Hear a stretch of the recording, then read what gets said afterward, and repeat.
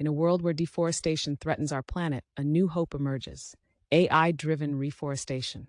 Meet our heroes: advanced computer models and machine learning algorithms. They're not caped crusaders, but they're saving forests one tree at a time. Our AI algorithms dive deep into soil data, analyzing soil types, moisture levels, and nutrient content. Armed with this knowledge, they recommend the perfect native tree species for each location.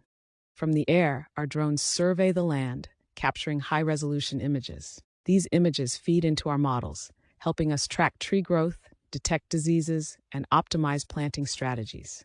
The heat maps don't lie. Thanks to AI, we're planting trees where they'll thrive, no more guessing games. Our forests are coming back to life. But it's not just about algorithms, it's about people.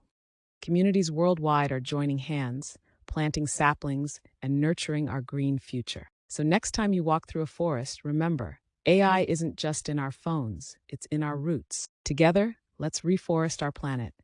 Hit that subscribe button, give me a thumbs up, and share this video with fellow tree huggers.